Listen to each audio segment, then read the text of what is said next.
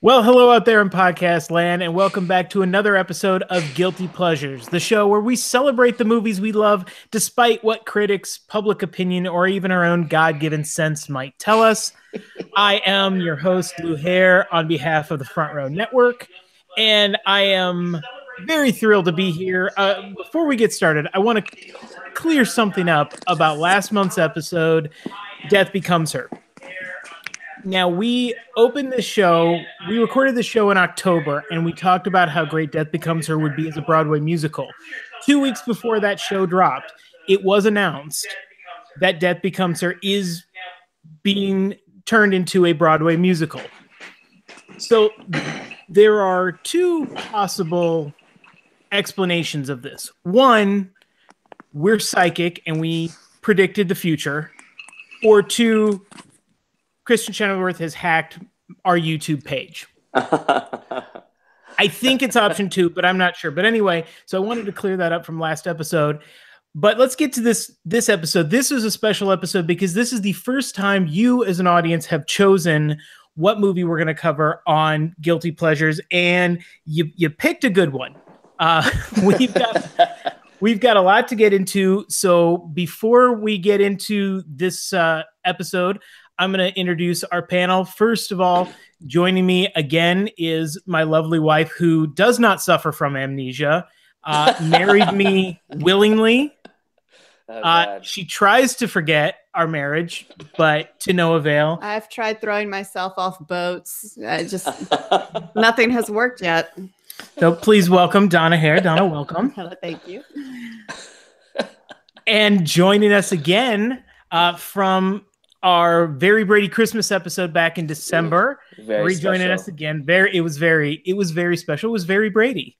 Mm-hmm. It was. Please welcome back Patrick Tierney. How are you, Pat? Oh, I'm marvelous. I'm very pleased to be returning. Yeah. Excellent. And joining us for the first time on the Front Row Network and the first time to Guilty Pleasures, please welcome John Marshall Jr. John, welcome. Hello. Thanks for having me. Thank you. And so, John, our tradition whenever we have a newcomer to the podcast is we ask the question, what is your favorite movie? My favorite movie, and I just watched it again recently because my mother was in town this weekend, and she introduced me to the movie, and it's Barefoot in the Park, easily. There you go. Nice. Wow. Bold. Yeah. Bold. Neil Simon. Yeah, not what you were expecting, I'm sure. No. So, okay, well, I'm glad that you brought up a romance because it's February.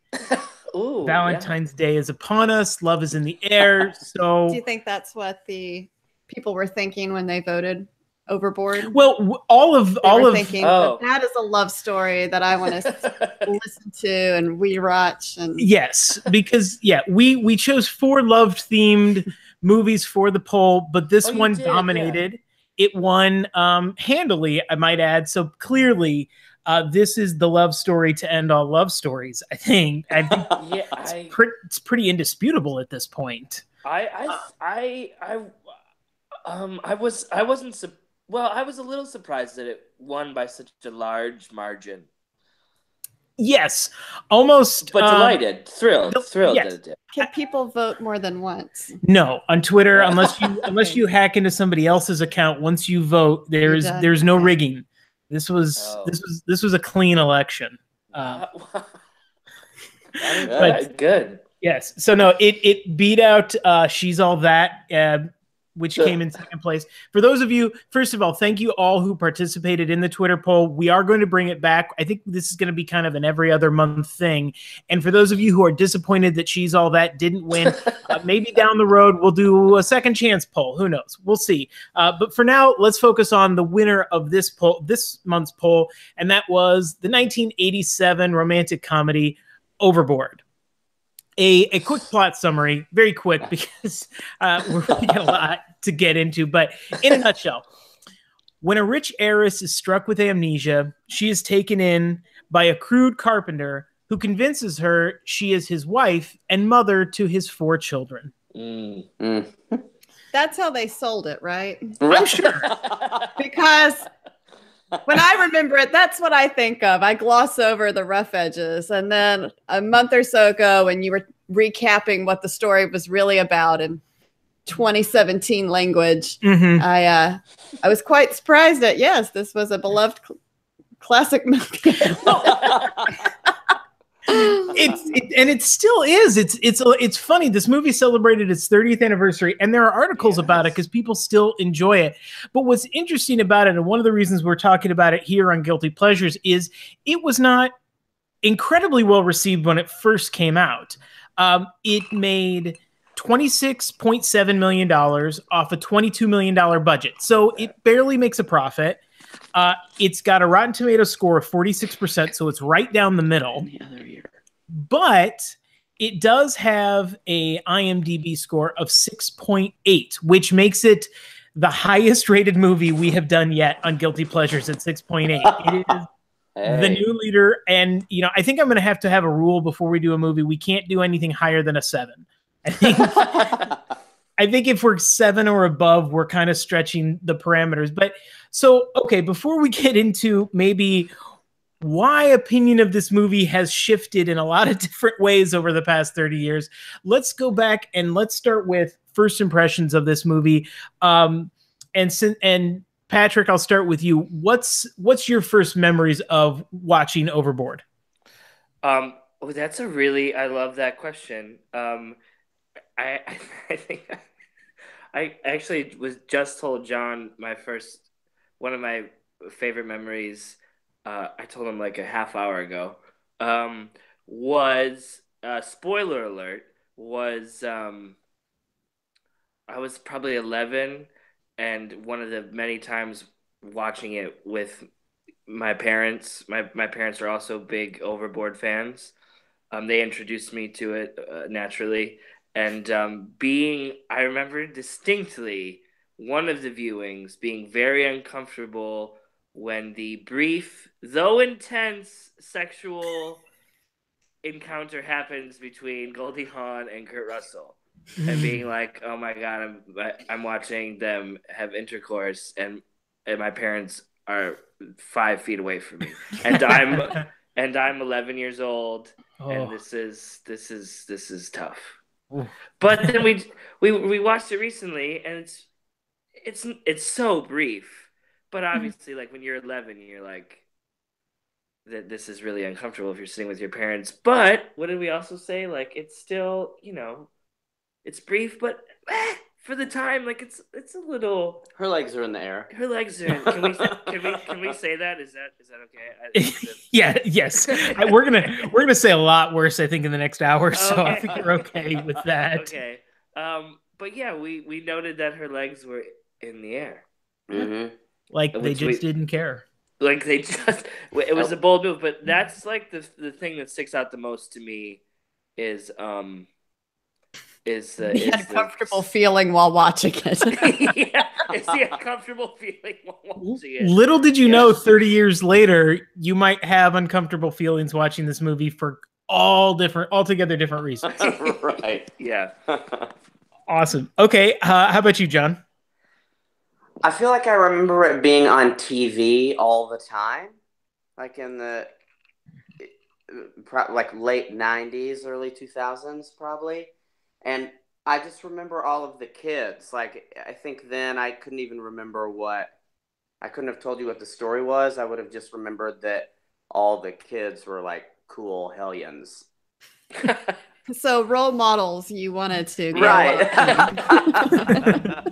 Exactly. Oh, and because they set up their house like kind of like a fort, like there are pulleys and all cool like boy stuff. That's true. Yeah. So I remember that's my first impression is thinking that like they had a decked out fort house. Yes. Yes. No, you're right. Yeah, and it's very pre Home Alone. Yeah. It's yes. There. Yeah, and so should I ask which of the children was it the Pee Wee Herman aficionado that you most resonated with, or was it the kid who was always walking around with the porno mag? That's who I resonated with.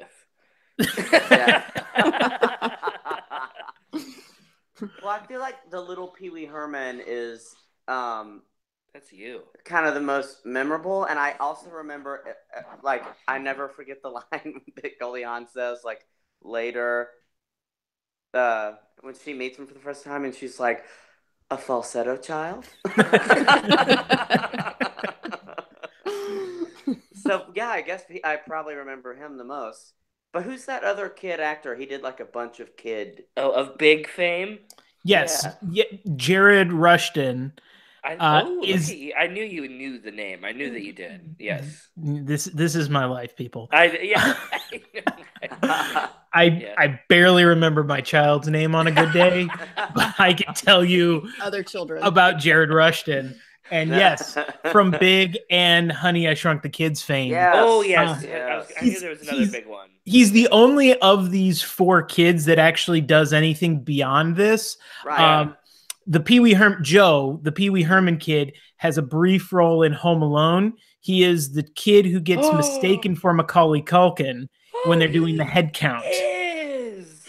Holy shit, that is him. That is so he does Overboard. Bring me he back does something real nice. Yeah, exactly. He does Overboard, Home Alone, and his third movie, The Babe. He plays the sick kid in the hospital that Babe Ruth visits. So he gets the trifecta, and he's out. He's done. And he's like, I mean, where to go? Why would you try? Yeah, my mind is blown because we adore Home Alone. Oh yeah. And now that you're saying that, of course that's that kid. Mm-hmm. God. Oh my! Well, this we should end it here. All right. So, Donna, how about what are your first impressions of this movie? I feel like I must have seen it when it came to VHS. So shortly after 87, so probably 88. So I'm about 10 or 11, and I remember it being just a fun, romantic movie that you again have seen throughout the rest of your life as it shows up on USA. Yeah, it does. Yeah, all the time. That's absolutely when I watched it. And it's lighthearted, and then we watch it yesterday, and it was like, oh my, this is not the movie I remember it. Oh, were you? Oh, okay. Well, I think we're gonna get into some. Wait, what, Donna? What are you suggesting? We're suggesting that there's some criminal activity in play. That in 2018 he would not be on a boat trying to rescue her at the end. I mean, he would be in jail. There's so many holes. Yes. Yeah. Yes. But you're right. I think that's what happens with this movie is that it doesn't make a lot of money, and so it gets just put in heavy rotation in cable, which is I'm with you, John. I'm the same way because I think it was Encore. We got on when Encore was like a new movie channel. They had like 10 movies, I think, and it was Overboard and Jesus Christ Superstar, heavy rotation. Sure. And I watched both of those movies, but you're absolutely right. Overboard was like that perfect Saturday afternoon. I'm doing the laundry in the background, or I've got other shit going on, but I want but Overboard's in the background, and I can, I'm just checking in from time to time. And I'm with you now. Watch.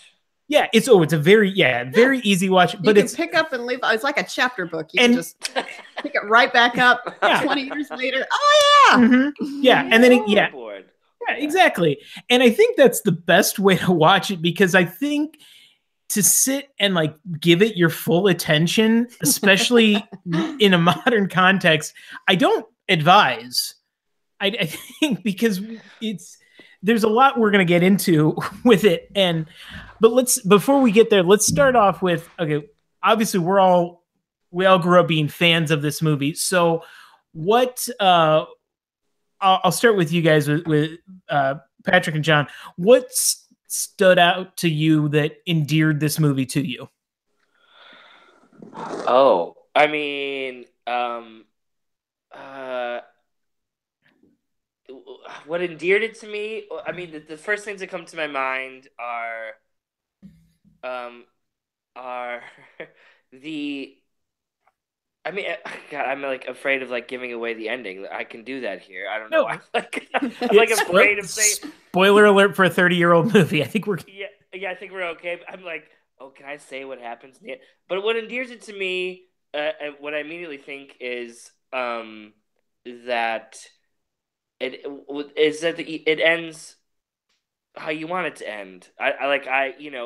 She goes back to her terrible life, her terrible rich life, but then like. I mean, it's so unbelievable, and Donna, like you said, like Kurt Russell would be in jail, but like, you still 30 years later, I'm like, that bastard, he better go find her, and like, it's very satisfying to me, and like that, so that's what sticks out to me, and that's all I'll say for right now. John? Okay. I mean, I feel like even when I was little, seeing pieces of it on TV all the time, I remember always thinking Goldie Hawn was really good. Really good. Mm-hmm. Yeah. And she like like last time I watched it, I was like trying to count how many like I thought like kind of perfect one-liner jokes, that she has in the first quarter of the movie. We have a lot listed here. Oh yeah, a ton. And but I was like, oh, that's so great, and that's just the writing, I guess. But then even her like honest monologues that she has throughout, she's just so good. I think she's always so good. Mm-hmm. We're Goldie Hawn fans. Yeah. Well, yeah, and she's great in this movie, even today. I mean, and I think that's a testament to how the premise. Obviously, we're going to get into the premise, but this premise can only work if you have legit, talented, charismatic movie stars. Oh yeah. Sell it, and she is great. She's so funny in it, and it's really fun to watch her play against type in the beginning. To be, she has the bitchiness down and the one-liners, which I'm glad you wrote down, because there are some great doozies. There are some doozies. And we see her in the beginning just being that kind of mean, nasty, bitchy woman but her delivery is on point. Her timing is impeccable. Yeah. Don, do you got anything to add on Goldie? On Goldie? Yeah. I enjoyed watching her transformation. Yes. Yeah. That's maybe that's a strong endearment, I think. What keeps right? What sells it for me. What sells it. You're right. I think it's her. Mm-hmm. Mm-hmm. Yeah, and it's that moment where she like has I think maybe the best moment that's maybe like pure like Goldie, like what we remember, like what is the moment with the spray hose. Yeah, when she's spraying, and it's the first time. Moment. Yeah, because it's also, I think it's the first time in the movie you see her smile. She has joy, right? She has joy, and that's the thing. Like you always associate with Goldie Hawn is that like that smile and that just kind of effervescence that she just always has, and she doesn't get to like show it until that, and it's like, oh, there's the Goldie there she is. Mm-hmm. But yeah, no, you're both right on that. So let's start with Goldie, because we see her in the beginning. So the movie starts with, we're on the boat. Kurt Russell shows up. No, it starts with a really long musical number that shows all the boats. It's so long. It just keeps going. Right. Yeah. It is. It is extraordinarily long. You're right. It is long. And it establishes a world that we literally leave like 10 minutes into the movie. Yeah, I was going to say you never hear about it. No. Right. Ever again. They're like, let's show you all of this like luxurious boats and yachts in this world, and you think, okay, well, if you'd never like read the movie like Overboard, you think it would be like a seafaring movie just by watching the first 5 minutes. Nope, we're done. We just wasted 5 minutes of your time to show this in a movie that's already 2 hours. Which that's one of the things I would say about this movie is that I don't know if I don't know. It didn't feel like that. Didn't It feel- felt doesn't. shorter. It felt much feel shorter. Okay. Especially now that the commercials are taken out. This is like a 12-hour movie with commercials. That's true. Fair. Lou, did you think that it was too long? The opening? Or Yes. no, just the whole movie. The whole movie, yeah, it drags. What would you take out? I don't. Well, see, that's the thing. No, I'm totally conflicted about it because on the one hand, I'm like, I don't know. Like most comedies, I think you can get in and out in under an hour 45, and this is almost 2 hours. But at the same time, like the shift that happens with Goldie happens abruptly, even for a 2-hour movie. That like a lot of stuff happens in this movie, and I don't know if you could cut it out. I don't, and I don't know. It has no Judd Apatow moments where you're like, oh, good Lord. 30 minutes later, we did not need to watch all of that. Now it's getting good again. So Fair. Yeah. No, fair point. Wait, who directed this film? I'm sorry. That maybe. Yeah, no. Well, no, you brought it up. I forgot to mention it when we talked about the cast. Let's see if he can guess. Okay. Oh, so shit. it's going to be the uncle of that amazing wit on the Coast Guard. Remember the guy at the end? I think it's his father. Is it his father? I think it's his father. That's nepotism at the highest regard. So the Coast Guard, the Coast Guard kid at the end. Right, with all the, they're going overboard. Is the son of the director. Yes, this is directed by legendary director Gary Marshall. Oh, is it? It is. Oh God, I should have known that. I was like, okay, well, yeah. Who and I think when we get deeper into the premise, I'm going to bring Gary Marshall back, but because he's also famous, he's famous for all of his work in television, Happy Days, Laverne and Shirley, Mork and Mindy. But his film career, I think there becomes a theme that we'll address in a little bit with a couple of his other movies. The writer of this film is Leslie Dixon. She would go on to write the screenplay for Mrs. Doubtfire, which is yet another movie about a man deceiving a woman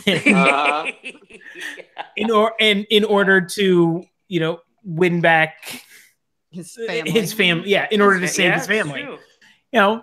So but yeah, no, it was directed by Gary Marshall, and he clearly knows like how to set up, and you can tell his like sitcom sensibilities in this movie, because if there's one premise in the 80s you could guarantee you'd see in a sitcom, it was Amnesia. Yes. Yeah. Michelle Tanner. Oh, never forget.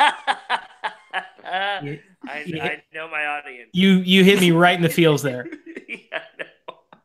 But yeah, so he knows exactly. He sets it up. He's and so no, I think the movie itself is about as long as it needs to be, but and it's good enough that like again.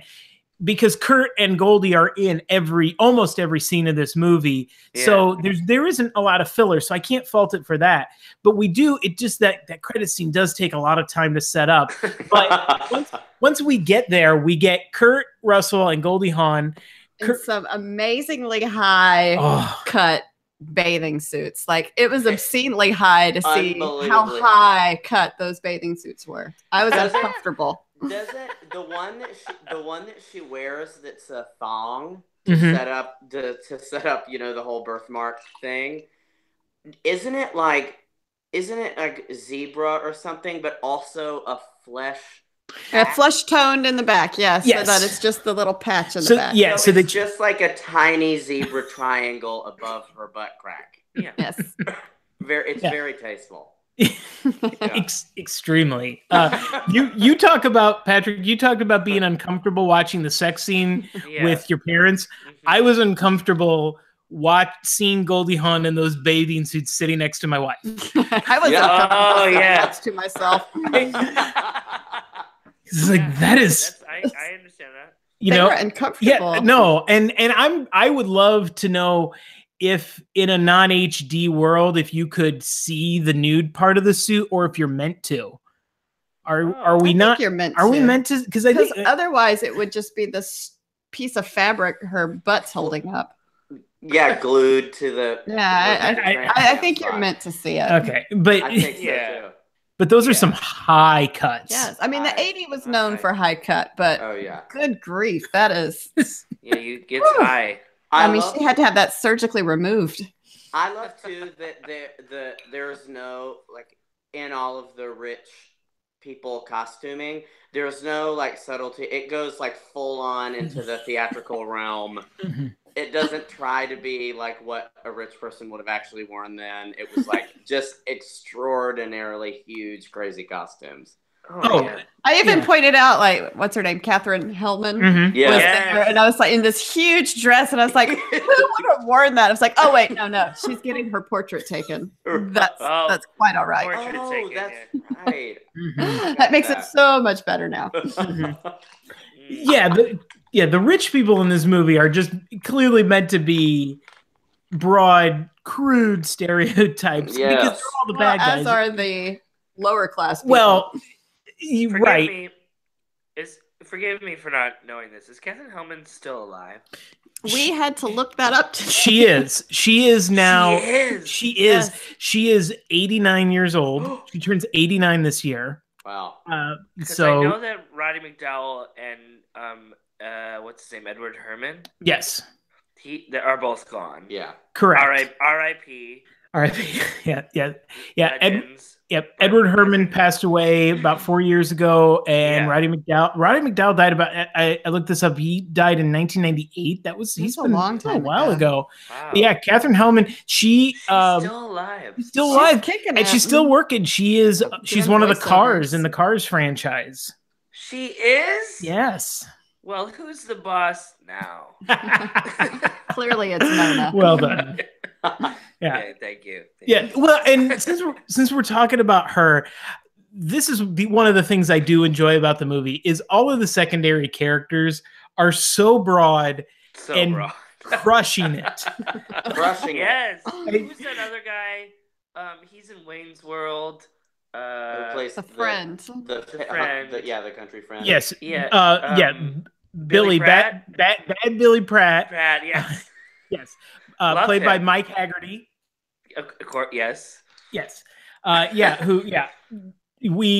ends up. I mean, he's got a good successful career as a character actor. He's done very well for himself. And they're all like very like committed to what they're doing. And like I said, it's got that sitcom sensibility where everybody is just very easily defined, but kind of having a blast within those parameters. I think of all of them, gold star to Edward Herman in this movie. Oh my God. Yes. Yes. The dancing that he does. That's what I thought. I thought immediately of him dancing like on the deck of the boat with all of the girls around him. It's so good. Like he's just going for it and selling it and having a blast doing it. And he's so he's just such a little pissant. Oh my God, he's so perfect. Yes. No, he's fantastic in this, and Katherine Hellman's great, and also a very small part for Hector Elizondo. Yes, and the Portuguese as the Portuguese singing garbage man. Was he a garbage man? Or a garbage scow. He's on the garbage scow. He's like the water garbage man. Oh, yes. Right. Hector Ellis. That's right. I have that in like one of the notes that I made was that he was. I remember as a kid seeing it and being like, "That's the guy from Pretty Woman." Yes. Yeah. Also directed by Gary Marshall. Yeah. Exactly. Hector Elizondo shows up in most of Gary Marshall's films. He shows up in this. I believe he shows up in Princess Diaries. He does. Yeah. And he shows up in, I don't remember if it was one of the like New Year's Day, Mother's Day, whatever, like in that. He shows up a lot is what I'm getting to. So did he like run over his pet or something? And like, this is how he's making it up to him? I think so. Well, I mean, if you've got a go-to character actor like Hector Elizondo, you're gonna throw him in something. You're gonna use him. But yeah, he's one of my favorite little bright spots in that movie just to come in and just with a random accent in a song. What series didn't he do? I know him from like a television series. Was he on? Wasn't Chicago he like Hope? Chicago Hope or Yes. something? Yes, Chicago Hope. Chicago. Yes, that's what I think when I think of him. Yes. That's what I think of. Okay. Yes. See, and I think of another movie we should do at some point for this podcast, Necessary Roughness, the football comedy with Scott Bakula. I know exactly what you're talking about, and I hate to admit it, I've never seen it. Ooh. Yeah, I you know. You should get on that. That's a who's who of 90s sitcom it's a stars. surprise, but I have never seen it either. That's okay, honey. I You'll still stay married. But it's got Scott Bakula in it. It so does. I'm willing to give it a try. And Jason Bateman and Sinbad. Oh, Look at that. So All right, okay. I'm in. Anyway, And Sinbad. that's like the icing right there. Yeah. All right. So back to this movie. So back to Overboard. So we see Kurt and Goldie on the boat, and they couldn't be more opposite of one another. Goldie Hawn, the proper rich princess heiress, treats everyone like shit. Kurt Russell, the blue collar working man hero, and he's in there to build a cabinet, a closet within the closet, And he does a great job. He does. Continue. I will get to that. I'm sure. No, that's a stellar closet. I will It's say amazing. she is right. He built it with the wrong wood. Yeah, but that. Do tell. But isn't it? It looks. I love that closet. I mean, the crank and the. Mhm. Come It on. needed to be mahogany. Oh, not even cedar. You're just going straight I'm mahogany. going straight mahogany. Okay. But that's the wood of 2018. Yeah. Okay. Mhm. I always was fascinated by The crank I was. and the Yeah, turning of the shoes. I mean, to be perfectly honest, I was like, "There's no way he could have done this in real life." Like And 48 hours. in 40, yeah, I was like, "There's no way he could have done something like this that quickly." But it still seemed cool to me. Right. Yeah. On a budget of $600. Yeah, I mean, come on. Right. Yeah. $600. So we calculated how much would $600 be in today's standards, You and did. it really You did wasn't not. that much. It was $1,000. It translates to $1,338.59. Really. A Yeah. very cheap closet. Cheap closet, yeah. But there's no way what he did. Yeah, no way. There's no, yeah. But maybe That- because he's from Elk Cove that He was cheap. they're Yeah. cheap. Yeah. So, yeah. So she's not happy with the closet, and she's going to stiff him on the $600 bill, Bitch. and she throws him overboard. And his tools. And his tools. And his tools. I get really uncomfortable when she throws his tools because it's like that's hideous. I mean, like how mean. Particularly low. Particularly low, the tools. But it was fine I always take crafted it out of personally. wood, so I'm sure that toolbox floated for a while. Again, It I was like a mini boat. I keep having these memories of seeing it when I was little and like probably an 8-year-old or something. And I remember thinking, if he saved his tool belt, he would sink. Yeah. I was like, oh no, let it go. You've got to let it go. Oh, wow. Those are some heavy That's tools. deep for Wow. an 8-year-old. I was just gonna I say that's know. very deep. I know. I was just like, oh god, they're having sex. That's all. I thought. He's concerned for their life. Whatever. Wow. Yeah. No, that's good. So, and then of course we cut to later that night, and Goldie falls overboard. Imagine that. She's out looking for her earring. It's her wedding ring. Wedding ring. She falls overboard, knocks herself unconscious, and suffers amnesia. They never Yeah. show her getting knocked unconscious because Yeah. she's yelling at the boat as it fades to dark. Right. Yeah, it's a good point. Yeah, she goes, my hair. My perm! Yeah. I think she says that to justify why she has wavy hair like the rest of the movie. That's the only reason why. Because she's always got it pulled back so tightly. What does it matter if she had a perm? Uh-huh. So- Also a good point. Kurt Russell sees that she is she has been brought up that she has amnesia, and he also sees that Edward Herman has decided he's better off. I'm just going to walk away. I'm going to cut my losses. I'm going to walk away. And so Kurt Russell, feeling slighted. Why didn't the police stop him and be like, well, can we take some details about your missing wife? This is in your Yeah, I mean, there's That's a very good point. The whole sequence of them being in like the psychiatric ward, and the one cop and the one doctor who are like shaking hands that they've like gotten rid of another one, like. And I love it that it's the doctor's like, you know what? We should get some better identification on this. Yeah. Like, what is the police officer there for? Yeah. Yeah. No, you're exactly right, because all Kurt Russell has to do to take this woman home with him is identify a birthmark on her butt cheek. Yes. I gotta feel like security can't be that lax in a psychiatric. Elk Cove, maybe it can. Maybe in Elk Cove. I mean, we did see that 5-minute opening where not a lot was going on. This is true. They're very trustworthy people. Yeah. So not only does this, if you're the security guard, not only does one guy come there looking for a missing wife, only to walk away and say, nope, that's not mine, and you ask nothing. Now a second dude walks in and says, oh, she's definitely mine.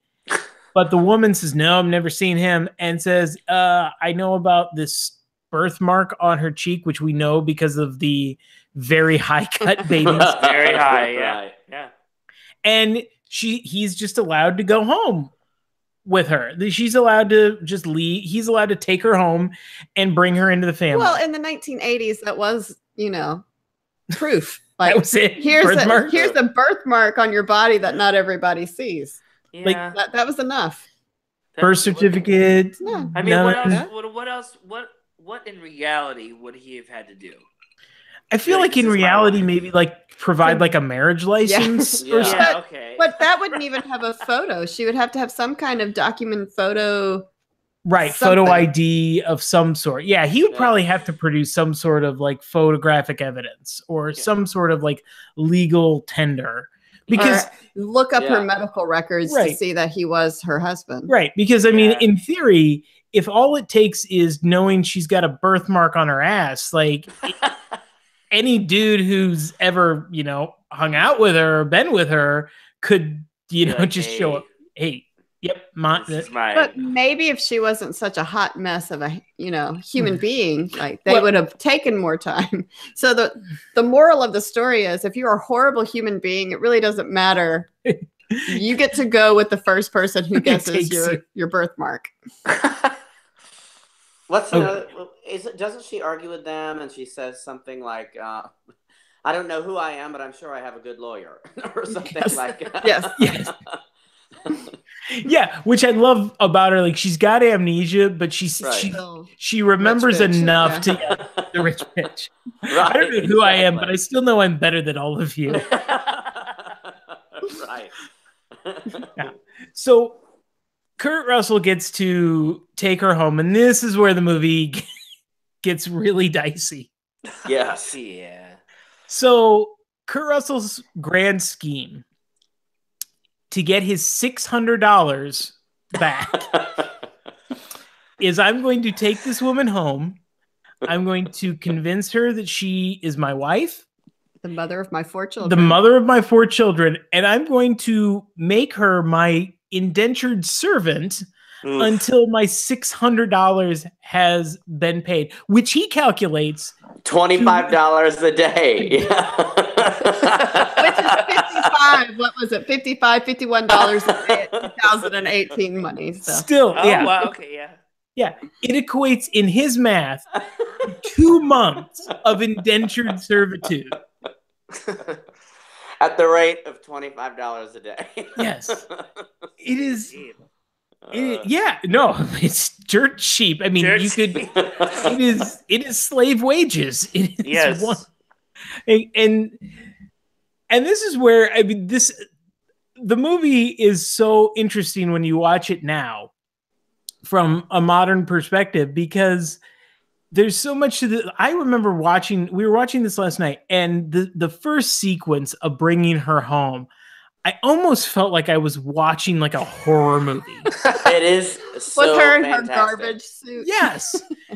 Because not only does he bring her home and like have her do the chores, he straight up humiliates her. Yes. Ugh, yeah. Like he is very mean to her. Puts her in like the plus size. I love that. I love that whole sequence that eventually she looks in the mirror and then finally she ends up being like, I'm a short, fat slut. Because that is all she has learned about herself from her husband. Yep. And a day later, she falls in love with him. No, she starts. It's not like she comes around. It's like 2 or 3. It's not even long. Better. Well, in it's more than a day. Yeah. So this is where things for me get really dicey because now we're starting to he's now lured this woman in under false pretenses and said, by the way, these 4 children are yours as well. And I expect you to cook and clean and care for him, which first of all, set aside the criminal aspect of it. The gender politics of this movie is oh god, yeah, problematic as well. Because not to give too much of a peek inside our window, our daily life, but I'm pretty sure that whole I cook it or I kill it, you cook it and clean it. I don't know if you actually killed something, maybe I'd cook it for you. Would you? So if I'm gonna show up one day with a dead animal and. You're never going to kill anything. So. No. Wait, but the best part of that little moment is that she goes, "You shot a chicken?"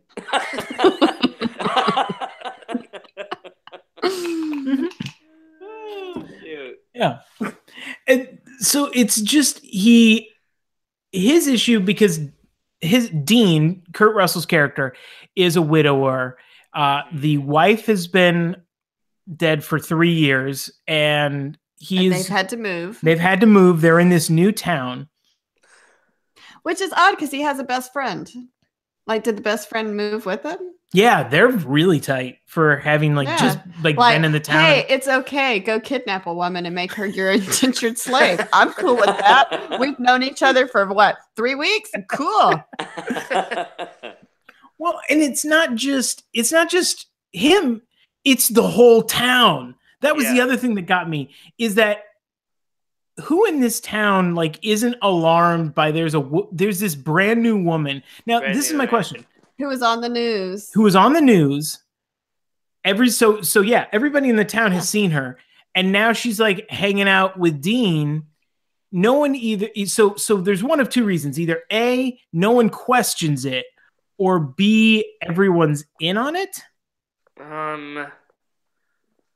I think they're in on it because if you think back to the scene where they're out camping and having a picnic out in the park, there's a lot of grown-ups there that are okay with the fact that there's this woman who thinks she's the mother of these 4 children who just a month ago had no mother because she was dead. Mm-hmm. And they're cool. Yes. Yeah, that word's going to come up a lot, I feel. So Gertie is clearly in on it, so she goes to jail. Yeah. Oh, yeah. This whole town's accessories to this at this point, aren't they? Yeah. You kind of have to be. Yeah. Oh. Maybe that's why he doesn't go to jail, because you can't put a whole town in jail. You can't, and that's the rule. So kids, if you're listening, if you commit a crime, the trick is get as many people involved in it as you can. Right. Yeah. Because eventually the justice system will say, fuck it, and not prosecute any of you. Well, I think another key factor is they're all white people. So that helps. We are with the times. Social truth. Social truth. You're right. This is true. This is the most woke guilty pleasures episode. It really is. And not to belabor this point, but is there a single person of color in the whole movie? No. Well, if you count Hector Elizondo. Right. Oh, that is true. that's true. That is the closest that you get in this movie. And they feature him early on and get him out of the way. Yep. Yeah. Yes. They come in, sing for us, and leave. Yeah. That makes it worse. Exactly. Well, hey, I didn't make the movie. Talk to Gary Marshall. Yeah. So yeah, I want to dive into this whole premise here of what did Dean think was going, like, what was the end game for Dean? Now, how did he think that was going to end? I'm going to, like, she either realizes who she is and he goes to jail. Mm-hmm. He confesses who she is and goes to jail. Yeah. Or Stockholm syndrome sets in and they fall in love. Right. I'm going for number 3. Was he I don't think he was banking on the third one because he wasn't planning on falling in love with her. No, I don't think so. I mean, clearly he didn't think this one never plans on falling in love. Well, and I think if anything, he just kind of wanted to like have his fun manipulating her for a little while, and then I think once he got bored playing that game, he would have, I don't know, dropped her off in some other, thrown her off another boat or something. You know what I mean? Like, and then that would have led to the sequel. Yeah, Overboard 2. There should have been an Overboard 2. Overboarder, I don't know. Overboarder. That one does have people of color.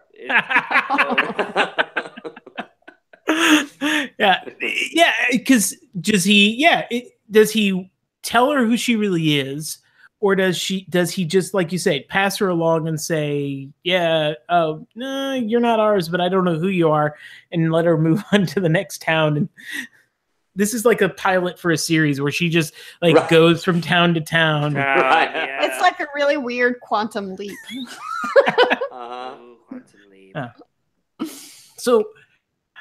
So setting that aside, obviously the premise is, I mean, it's pretty vile when you think about it. I'm going to take this woman, I'm going to bring her into my home, I'm going to make her cook, clean, raise my kids. And on the way, I'm also going to be a major dick to her. Yes. Because that's the other part I know, like in that first part about it, is he's really mean to her. Yes. Well, he also threatens sexual interactions on her. Yes. For fun. Yeah. For funsies, I'm going to show up and pretend like I want some. Boom, and boom. See what happens. Yeah, I want some boom, boom. Boom, boom. Yeah. The 80s, huh? The 80s. This is where, and I said this to Donna last night, I've never, like, there's always that phrase of, oh, it was a simpler time. And I always thought that was just kind of like an out for older people. And I now realize that now that I'm getting older, I'd be like, wow, the 80s really were a simpler time. But was it? Because we were children. Like, we would have to be adults now saying, well, it was a simpler time. We just didn't know any better. Right, but adults made this movie. It's not like this was made by kids. But they knew these things weren't okay. But they still made the movie. So they were able to sell this movie to people. They were like, hey, I got a great idea for a movie. Yeah, who thought of this? Yeah, here's my pitch. There's this guy.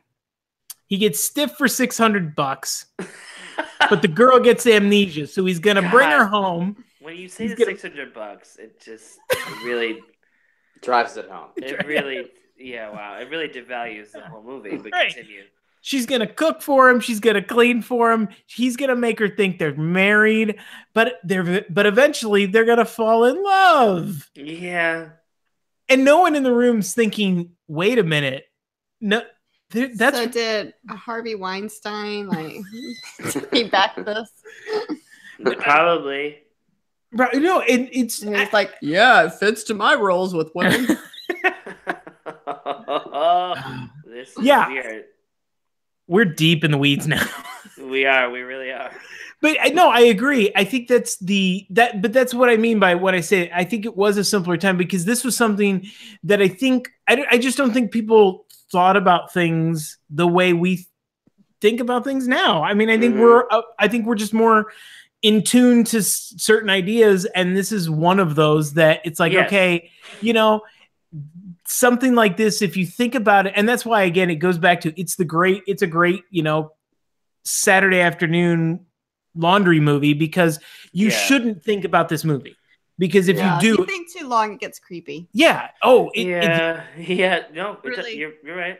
Mm-hmm. Well, it's the same kind of thing, and it's the same time period, and it's also Goldie Hawn, but it's like same kind of crazy suspension of disbelief and House Sitter as well. Did you ever see that? Are you familiar with that? It's the same masterful piece of cinema. Oh yes. Is that another guilty pleasure? Yes. House Sitter is great. House Sitter's great. You need to add that to the list. Yes. No, House Sitter's great. I really liked House Sitter. I haven't seen it in 25 years. We're big fans. Yeah. So, but yeah, it's another one of those cases of mistaken identity. Let's play with the charade long enough, but we fall in love. So ultimately, when the charade is revealed, the love is too deep and it doesn't matter. None of the lies have mattered because I'm in love. But were they like fully aware of who they were? No. Different story. Okay. Different story. Different podcast. Different story. Yeah. We've got enough to get into the deception here. So here's a question I want to ask, and this doesn't get asked. This doesn't get resolved in the movie, but we've established that Dean is a widower, and he decides to name Joanne Annie as his wife. Is it possible that Annie also happens to be the name of his dead wife? Oh, never thought of that. I don't think so. You don't think so? I think her name is Joanna, Anna, Annie. Okay. Because Donna. Yes. That probably makes more sense, but that would add a whole nother level of creep to this movie. It really would. I feel like the kids would be like, that's a step too far. Cross the line, Dad. Mm-hmm. Yeah, right. I don't know, but where does he come up with Annie? That's my point. I think it's Joanna. You're right. Annie. I think you're right. All right. Or does he just come up? I mean, I could buy that it's a derivative of Joanna, but like, or is he just like? But doesn't he just make it up? Like in that whole scene, isn't he like Annie Gulahi from Idaho? That's true. He is just making stuff up. Yeah. And you were in the Marines, and like all this crazy stuff off the top of his head. Mm-hmm. Yeah, which that starts a backstory which does not track at all. No. So he tells Annie on her birthday that she's 29. Uh-huh. Their oldest is 13, which means she gave birth at 16. How do you know the oldest? Oh, he does say he's 13. Yeah. When was she in the Navy? When she was pregnant. She wasn't really in the Navy. I know that. When she was 9 years old. When she was 9 years old. She was one of the first in the child Navy. So, but that's where, like, I know Annie doesn't know who she is. So she starts to piece together a couple of things, but at some point, like, the story just doesn't track. That she's not like smart enough to figure out, okay, I don't know who I am, but I know I'm not this person. Right. Mm-hmm. But I mean, that's the least. I mean, you can have children when you're in the Navy. You can, but at 16? You can't even be in the Navy at 16. Well, she could have had a baby and then got into the Navy. And then left. Went on, okay. Yeah. Okay. When your country calls, you don't say, hang on, I have a baby. You say, I'm there. Fair enough. Let's do this. Okay. Wow. I mean, this is valid. It's valid. It's very patriotic of you. Yeah. Yes. So the kids play a pivotal role in this because the kids first, obviously, they help with the lie, and then they want to keep the lie going because obviously God, they never give it up. No. I'm amazed by that. But yeah, continue. To the point, to the point where even when Dean finally decides, okay, I need to tell her, the underwear's out. And that they're like, no, we want to keep her, we're keeping her as if she's property, which at this, I think she's ventured into pet at this point. Yeah. Mm-hmm. Sounds nicer. But even the kids' role in it is really creepy because you mentioned the sex scene. Yeah. And Which is funny. That's the one thing I did not even remember that happened. Oh, that's not in that. Liz was like, oh yeah, and the kids come in. I was like, what? That doesn't happen. Yeah, no, there's no sex scene in this. Mm-hmm. Oh yeah. It's so brief. You can't even consider it anything. But Kurt Russell's back made me feel things. I don't know. They were on the bed. They were on the floor. They were back in the bed. Yeah. It was a long night. Oh, that's Donna. I'm glad you brought that up because we thought the same thing. We're like, wait a minute. Why are they on the floor? And then back in the bed. And then back in the bed. Yeah. Mm-hmm. Yeah. It's just was he trying to keep she has a bad back, so. Let's keep it with the line. No, we can't do it in the bed, honey. You're back. I just think this film wasn't going to win any editing Oscars anytime soon. No, it won't. But the capper to me isn't the sex scene; it's the morning after scene. Yeah, where they wake the kids. I mean, the kids see her naked, right? Well, they see her covered up. Oh, what does he say? She's holding a sheet up, but you see her back. You see her back. We see her back. They don't see her back. Right. Yeah, the tagline. That she's got no boobs, but she's got a nice butt or something like that. Yes. And cruder terms. That's weird. It's gross. Yes. Doesn't the boy? Who says that? One of the kids. Yeah. Isn't it one of the twins? No, it's the older one. It's the porn freak. Which I mean, Travis. That tracks for his character. Right. And Goldie Hawn's like, what? Yeah. What did he say? So, it's so odd that, again, these kids are, taken to her as a mother, and, there's they know their dad has needs. But yet they're also checking out their nude fake mom/slave. I had forgotten. Well, that's what you do when you're 13, right? I had forgotten. You check out your nude/mom/slave. I had forgotten that the boys commented though, or the one boy. I feel like that's in the It probably got edited out for television. I was gonna say that I feel like most of the versions I've seen of this movie are TV edited. So that line that the one son has about her, about the no boobs, and I was like, that is never on TV. Never. Well, and to boot, after they say that line, Kurt Russell's like, just shut the door on your way out. It's totally unfazed. He's like, close the door. We're gonna keep shut going. Up. Yeah. Thanks, son.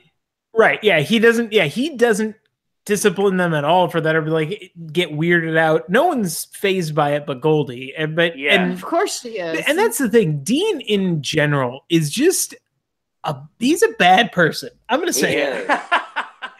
It's just bad. He is, but dreamy.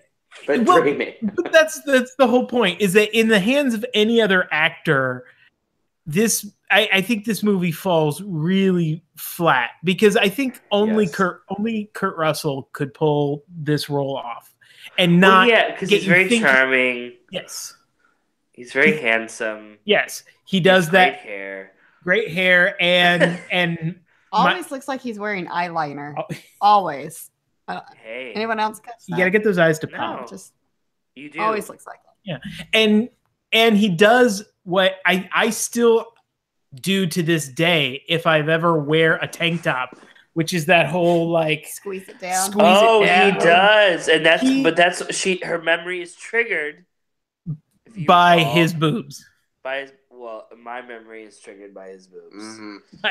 By his many things are triggered of mine by his boobs. Sorry, I had to say it. I think that's the exact reaction they're going for. Yes. In that Kurt Russell's like, hey, I spent some hours in the gym. But he didn't. He totally didn't. Like, there's nothing going on there. No, there's a little something. He firms it up for Tango and Cash. Yeah, it's not his firmest of films, but it's not bad, Donna. You can't bounce a quarter on that. No. It's somewhere in between Tango and Cash and Captain Ron. Captain Ron. That's God. You have so many films that is such a perfect. You need to do a podcast on that. Great. It's another nautical themed Kurt Russell movie. Yeah, he has his shtick. Yeah, if I ever set a movie on a boat, I want Kurt Russell. Absolutely. I think that's the lesson we've learned. Yes. I think you just want Kurt Russell.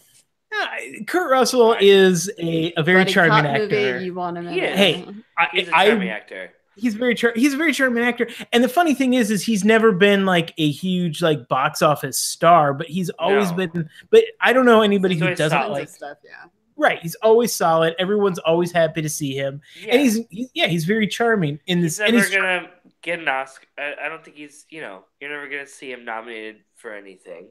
No. Maybe he'll get some like grizzled. He'll get his version of Creed one day, like Stallone had. Oh, I think Donna's like absolutely not.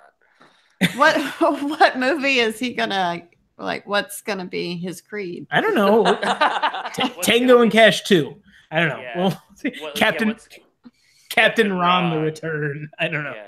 Yeah, what would be his Oscar movie? I don't know, but it's possible. It is possible. I can't believe you just put that up there with your love for Rocky. Wow. No. So we get to the end of the movie, and the kids have said, we like her, we want to keep her. Mm-hmm. Again, she has no agency in this. She's not, they just assume. And this is after she's come to, and but that's at least like very characteristic of a child. Yes. No, unlike the dad. Unlike the grown-ass man who should have known better from the beginning. To take someone. Yeah. And so they go and they do a rescue mission using the Coast Guard, which again, I have to ask, did nobody like vet this? How is the United States Coast Guard helping a rescue mission for a woman who, for all intents and purposes, has been kidnapped for the past 2 months? Yes. I would be afraid that the cops would be on me. Yeah. Like why would I get the Coast Guard to take me back to the person that I've just kidnapped and treated like a dog from the pound? Yeah. I mean, that's wise. Yes. I would flee the scene of the crime. I would like burn the house down and then I would move someplace else. Right. And we'd all take up new names. Yeah. Because in the moment that she realizes what's happened to her, like which is lucky. Such a great moment. Yes. She's so good in that moment. She is. She's so happy. Mm-hmm. No, she is. And again, it's that in the hands of any other actors, this movie would fall apart, but she sells it. Like she's pitch perfect in it. Mm-hmm. She is, yeah. But why Joanna doesn't call the cops in that moment? Well, I think it's because she now appreciates beer. I really think it's the beer is the selling feature. Like I can now open a bottle using furniture and I can drink beer. Well, and isn't it like another moment of like love conquers that moment in a way, like all of this suspension of disbelief, or belief throughout the movie happens. But in this moment, you're like, oh, well, they really had something. So I'm just heartbroken and I'm going to leave versus like calling the cops, which would have been the responsible thing to do. Yeah, like in the 80s, that's totally what I thought. And now watching it now, it's like, oh, it's Stockholm Syndrome. Yeah. Like, she has fallen in love with her captor. Mm-hmm. Yeah. Yeah. who not only that, like, had sex with her under false pretenses. Yes. Like, that's, I mean, you can't. That's what the funny thing was, is, you know, I told people we were doing this for Guilty Pleasures, and they're like, oh, this is so much fun. Like, why would you do that on this movie? And I was like, well, yeah. And then you describe then you describe the movie, and it's essentially, yeah, this guy kidnaps a head trauma victim. Oof. Yeah. from the psych ward. From a psych ward, holds her captive for 2 months. To work off $600 and caps it off by having sex with her. Yes. I mean, that's problematic. But he did let her use her creativity to build him a golf course. Yeah. So and thank you, by the way. Yeah, in addition to all the cooking and cleaning, you've also helped me realize my dream of opening a mini golf course. Right. Which I think maybe, you know what, we talked about endearing moments. I'm a huge mini golf fan. Maybe that's what sealed the deal. That is what sealed the deal. Like, come on, who doesn't want to play that miniature golf course? Oh, I know I do. Oh, I would, yes. Yeah, But who? And we also said this when we watched it. It's like, why? How can you stretch the 7 wonders of the world for 18 holes? Yeah, do we? Well, maybe she did 18? the 7 like natural wonders of like the historic world, because there's 2 sets of them. Oh, you're right. Holes. But like, do we get to see?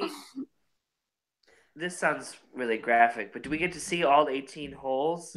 Kurt Russell, no, not at all. But after when they kind of unveil the mini golf course, one of the first things they show is the Statue of Liberty, which is not a great wonder at all.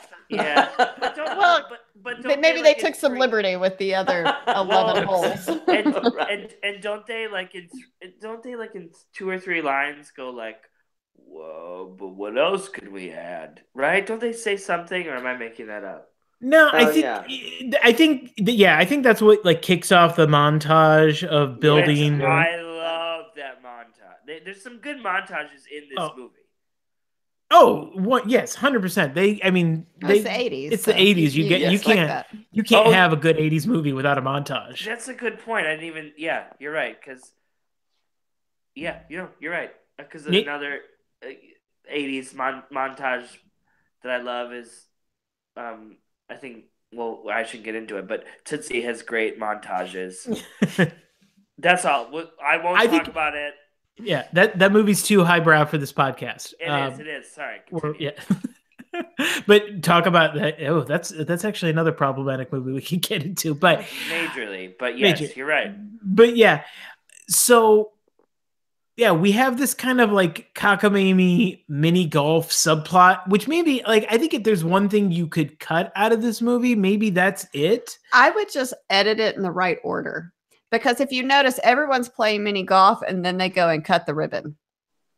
Oh, it bothers me greatly. And she's given the flowers, but yet you still see the son sitting on the bench with the flowers that he hasn't given to her yet. It bothers me. I think that's a good point. Besides all the other things. That's what bothers you about this movie. That's your takeaway. That's your takeaway. I can handle everything else. I can handle the false imprisonment. Yeah. But you fuck with continuity. That's right. Me, and now I'm mad. Now I'm coming after you. Let's press charges. Yes. Okay. And then the one thing I want to hit before, and then we'll go kind of round table for any other thoughts that we have. The moment that really, there's a lot, and obviously we've kind of poked fun at this movie because of how the premise doesn't age well, clearly, but the part about it that I think made me angry was Roddy McDowall's heartfelt speech to Goldie Hawn. Because he is telling her that all that she's been through is a gift, that you have been given perspective. You've now gotten to see what another world is like and how you choose to use that. And he's like basically telling her, the last 2 months you spent was actually probably the best thing that could have ever happened to you. And that really bothers me. Yes. That's the sentimental moment of the movie is like, and you get Roddy, they brought him in obviously to give some gravitas to the moment. And they thought, this is the whole perspective of this movie is clearly that she's a bad person who needs to learn how to become good. But she's right. browbeaten and shamed into becoming a better person. And Dean doesn't learn a damn thing. No. Nothing. No. And more importantly, the twist is she's the one who's rich. So not only does he get away scot-free, but now he's set for life because he's able to. The one person he was able to give Stockholm Syndrome to also happens to be a millionaire. I'm so glad the white man wins in the end. It's about time. Yes, got victory finally. It's like one of the most 80s sentiments I think you could have. Yeah, in the most cynical way possible, but under the guise of this very like pleasant romantic comedy too. Very, very pleasant. Yeah. There's a lot of social commentary going on in there that you wouldn't first notice until you pick it apart. No. Oh, yeah, right.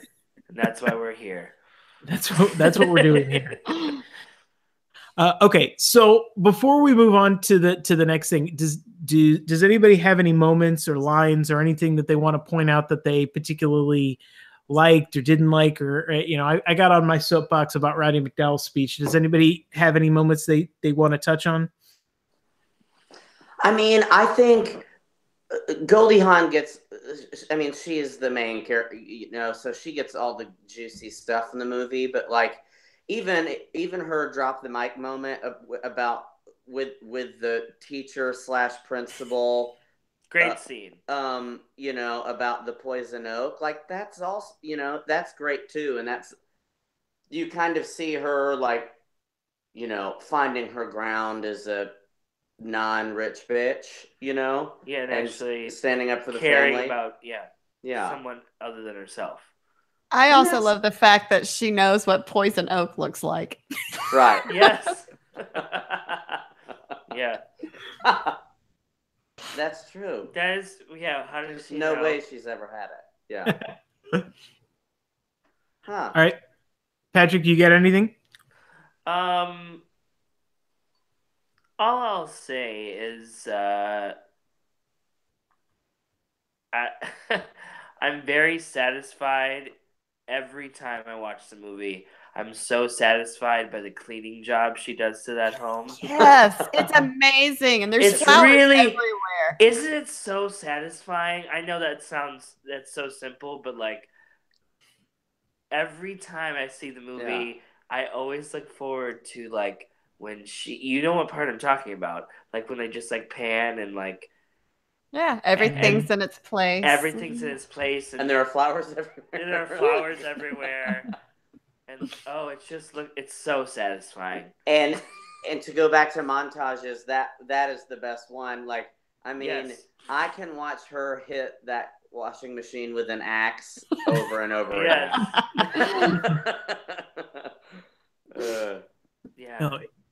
It's great. It's good. No, it's good little touches that they put in there that do make the movie.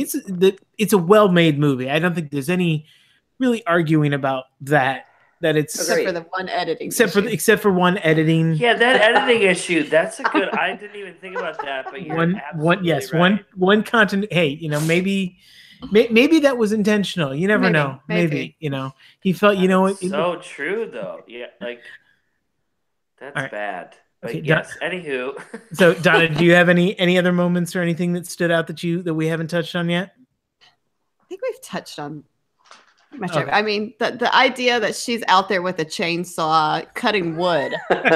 What the hell? Yeah. What the hell? He could have killed her, Well, and and she could have died. That's the other. That's that you bring up. That's the other flaw in this whole plan of his. Aside from like the moral repercussions of it, just the fact that never done anything in her life. He picks like the most proper, pampered wife to come and do housework. He's not going to get very much quality of work out of her.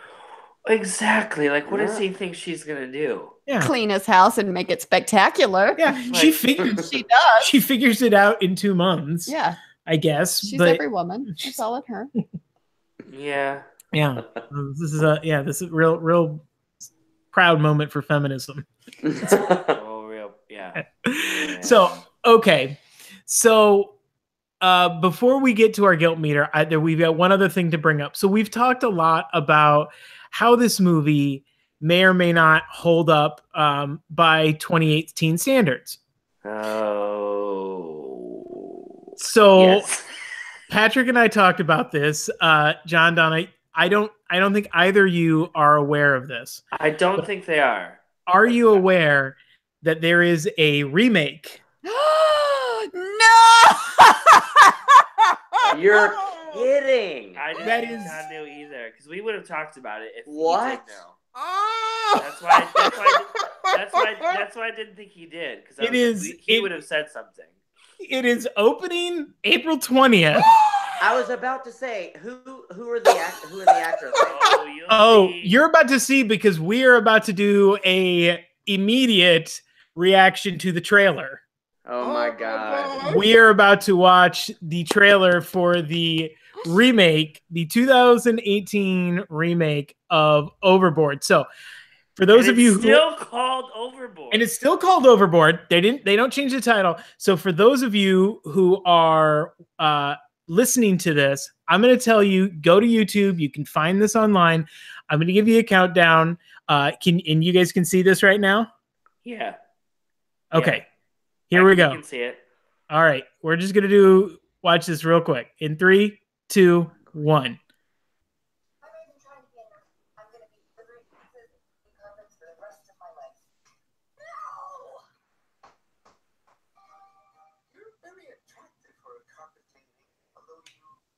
Something with your hair. That's your face. Now. You know I was just hired to do carpets, right? You're fired. I bet you haven't worked a single day in your entire self-absorbed life. Just pay me and I'll be on my way. Nope. He is the devil. I owe the cleaning company $3,000 for a new machine, and they fired me. Rich people who get away with everything. There he goes. Oh Don't you know no. what day it is? I don't even know my own name. Amnesia in a little town. That's him. I have an idea. Pathetic in its justice. I'm here to pick up my husband. You're my wife. For better or worse, baby. I'm poor. Yep. It's a nice house. What? You're getting picked up for work bright and early. I work. 3 jobs. Oh, I want a fake husband.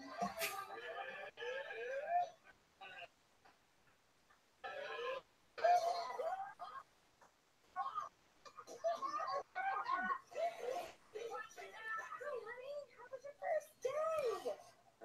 What? In the water. The one you take him to the hospital? Bobby. Nobody else do it like that.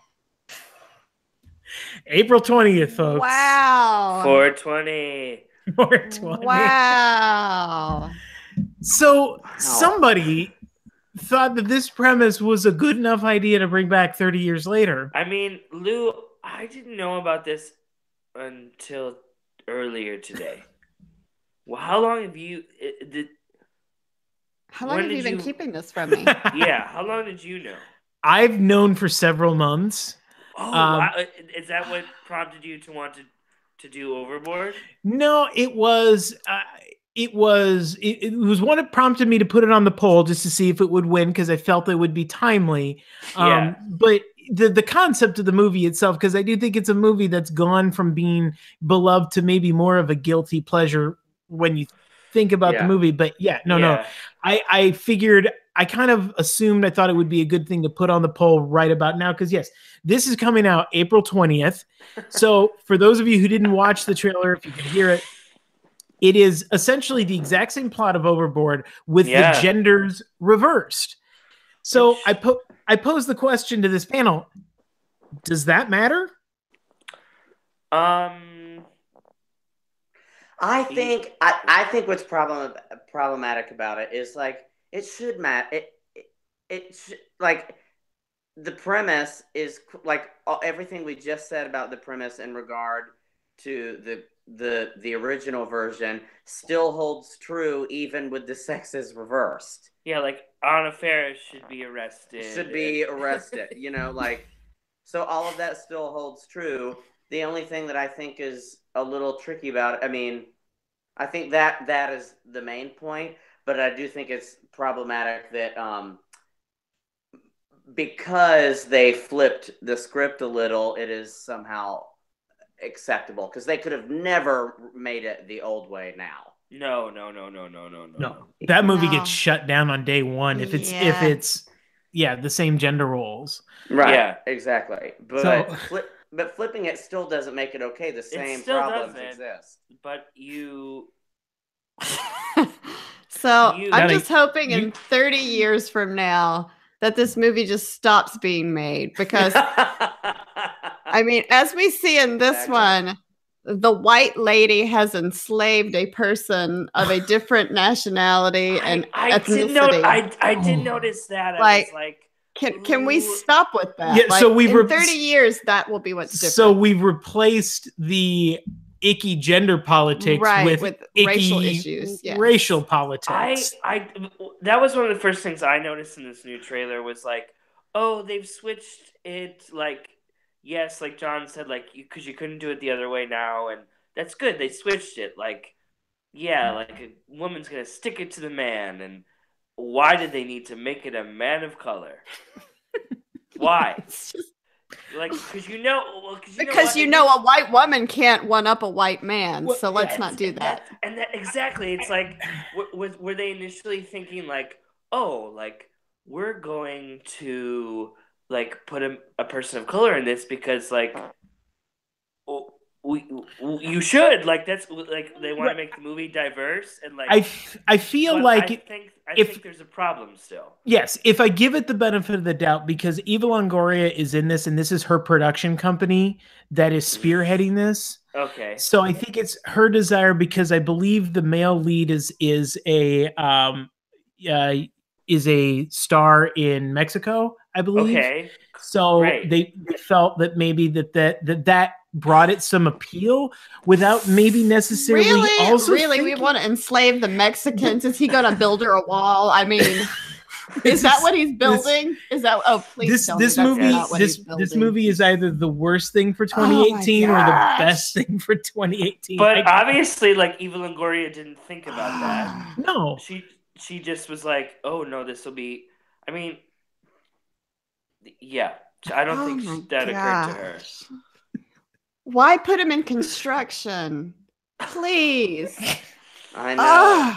Yeah, I mean, I think she was just thinking like, oh, good to get an actor of color, we don't know him, his face out there. I don't think she was thinking about his role necessarily.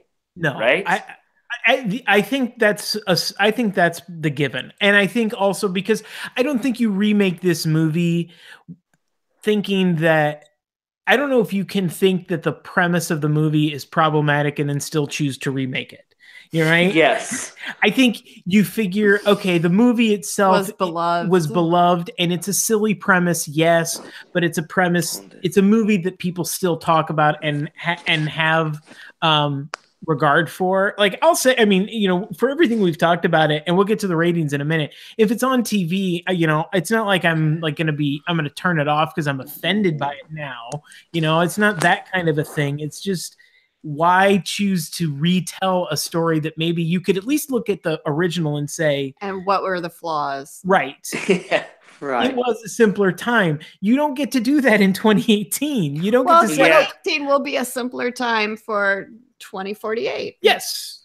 So when Yes. when our daughter is doing a podcast in 30 Then I'll years, say, hey, You know baby, she I will. already knew this You- was wrong. Mhm. I'm sorry that we had to sit for 30 years until other people recognized it. Yeah. good. We'll be the guests on her show. Yeah. That'll be awesome. That's gonna happen, and you know it will. Yes. So make sure you subscribe for. Oh, we to will. Okay, so I'm glad we could share that together. I'd been Oh, holding yeah. because I wanted. I feel like you've been dishonest in Oh our my marriage God. now. I was just gonna say, I like, feel the same way. I mean, to be fair, I've only been holding it from John for 10 hours. and it still feels wrong. Yeah. Yes. But Lou, you've been holding it for a couple months. I held on. Huge. I held on to that one for a couple of weeks. I'm not gonna lie. And then I was like, "Oh, we need to. If we do this show, we need to do a trailer reaction." And live. Lou did tell me that. I was like, oh no, yeah, we need to see Donna's gut reaction. So Very visceral. it was. Yes. It was. Okay, so to wrap things up, let's take this movie to our guilt meter, which is how we rate movies on Guilty Pleasures. So on a scale of 1 to 5 shame spirals, 1 being I love this movie, I want everyone to know about this movie, I will host a screening so people can see it, to 5 being I either don't like this movie or I like this movie, but I would never tell anybody I like this movie. I'll hide it from friends and family and keep it under my bed at night. Where does Overboard fall for you? Let's start with Patrick. I mean, do you always pose this question, right? I don't remember what I said for Very Brady Christmas. I believe you were at maybe like at a 2 or a 3. Yeah. And I would put this above Very Brady Christmas, Oh, yeah. obviously. Hmm. I mean, I don't know that I would be like, I think guilt meter, I would put it at a 2. 2. Okay. Because there's a lot of legitimate I know. There's a lot of I know there's a lot of problematic things happen. I think there's a lot of charm still in it. Oh yeah. So I'm gonna say 2. I'll leave it at 2. Okay, John, how about you? I feel like I can't give it a 1 because of all of the obvious problems that But we've. you so want to. But I want want to give it a 1 really hard. So I'm gonna give it a 1.1. Because what did I tell you, Lou, when you were putting this together? I was like, John needs to be involved. He adores this movie. I love this movie, and I get This why is like it's one of the things we bonded over. I get why it's problematic, but I geek out and will be like, Well, you love Goldie Hawn. Goldie Hawn is a dream. You should see it for Goldie Hawn. She'll change your life. And then, I mean, and I think the kids are so fun. They remind it's very like Goonies essence of Goonies to me, and I just love. I love it. Kurt Russell is not. He's a babe. He's easy on the 80s eyes. He is. It just has all of the things you want in a movie, aside from some severe gender problems.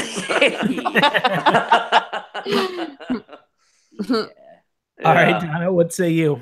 So Saturday, I would have said total 1. So you would have And then said I rewatched it. And then I rewatched it last night. And now I'm gonna have to give it a 2. It still ranks as a lovable comedy, but watching it with adult eyes is a little appalling. Yeah, so it's like it's a bitter pill to swallow. You see some harsh realities. So yeah. Yeah. It's true. But 2, it's still pretty high up. Yeah. I stand by my 1. Yeah. And 0.1. well, 0.1, my 1.1. And I think, the difference for me between a 1 and a 2 is I don't think I would ever tell, if you've never seen Overboard, I don't know that I can recommend that you watch it. Yeah. I think there are better Goldie Hawn movies. I think there are better Kurt Russell movies. Maybe to see them together is fun, but that's true. I think it's hard in this. I think it's hard to see somebody. I don't know if anybody could come to this movie fresh now. And I Well, Yeah. clearly they're remaking it. they're so remaking. So a who lot of knows? people will Oh come. my A lot of God. people will come to it fresh, and but so I think I would put it at a 2 because I'm not ashamed to tell people that I enjoyed this movie or that how many times I've seen this movie, which has to be in the dozens at this point. Oh, yeah, me too. I would sit down with any of my friends. I'd sit down with you guys, or we'd watch it, and we'd have a lot of fun watching it, I think. But I don't know if I'd go out of my way to tell people, "Oh, if you've never seen Overboard, you've missed out on something." Yeah. So I feel like maybe you I put should it up like mine that. to like a 1.8 then. Because I still feel like I would say, oh yeah, you should see that. You know what would have been fun, and they would never do this, or maybe they tried. Anna Faris is obviously, they probably wanted someone, I don't know, younger, but like, do you think it crossed their mind to consider Kate Hudson? I would have been on board for that. Yeah, like, do you think, because honestly, like, Kate, that would have been Yeah. a perfect too, because all she asks is for a little girl, Mhm. but she's not his child though, right? Isn't she from another marriage She is. or Yeah. another She is. man? Okay, yeah. She is. She is not of Kurt Russell. But that would have been Yes. perfect because I that would don't have been know. the little girl that she Mhm. wanted. But it just made me, that's just something I thought about. And then it would make total sense. Like that was the way she was raised. Like, oh yeah, you just go and you find people and you bring them and make them your servant. That's how I want to fall in love. Those are some dark ramifications. Yeah, yeah. But that's how, and that's what the boys think. That's how you go get love. You just Yeah. Cavemanish. yeah. Love through trickery. It's a good courtship story. Mm-hmm. Happy Valentine's Day. All right. And on that note, we're going to wrap things up for Guilty Pleasures. I want you to check us out. Make sure you rate and review us on iTunes or wherever you are listening to your podcast. Also, I encourage you, please subscribe to our YouTube page. We've got some awesome stuff from the St. Louis Comic-Con that is on our YouTube page, including a great interview with Thomas Ian Nicholas, Henry Rowan Gardner himself. Oh my God, that's right. Yes. Yes. So please go check that out. Please subscribe Also a there. great film. Yeah, great film. And so we've got a lot of great content coming out for you in the month of February. It's Oscar season, so we're going to have tons of podcasts previewing all of the major contenders, and we're going to have blow-by-blow coverage on it and live coverage of it on our YouTube page the night of the Oscars. So please subscribe so you don't miss out on any of that kind of stuff. Love that. Yeah, it's going to be fun stuff. So you can follow us on Twitter at Front Row Reviews. You can follow me personally at the Fake Lou Hair, and that way you are aware of. Yes, that's my. No, it's perfect. She looks at me disapprovingly every time I give my Twitter handle, and so I look at you lovingly. Thank you. And also, we've got a lot of great stuff coming up in March. The bracket battle will return. Last year, we did the 90s. This year, we're doing the 80s. 80s bracket battle podcast. Stay tuned for that. And also, next month's Guilty Pleasures. It's spring break. People are traveling. We're going to fly the friendly skies with a little film called Con Air. Oh, that's right. Oh, yes. yeah. Perfect. Nicolas Cage, John Cusack, John Malkovich, and Dave Chappelle for some weird reason. I need to rewatch that. I did not remember him being in that. You watch it and join us on the podcast. We're gonna have a lot of fun with that.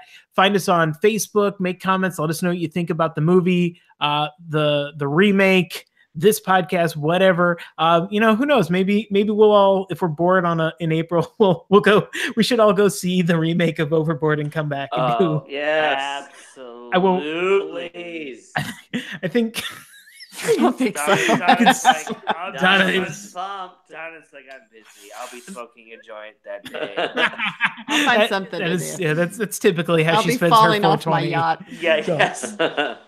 Okay, before we get out of here, do we, Patrick, John, do either of you have any projects or anything you want to plug before we get out of here? I'll plug the show I'm doing. I'm doing a musical called Yank, a World War II love story. Pride Films and Plays. We just got extended another 4 weeks, so that's 5 more weeks altogether. Come see it. Chicago. Yeah. All right. It's really good. Yes, come see it. He's a star. All right, Patrick, do you got anything you want to plug? No, I'm just sitting here drinking whiskey. I love it. That's the best. That's the best thing you could say right now. Yeah, that's Okay. Tana, do you have anything you want to plug?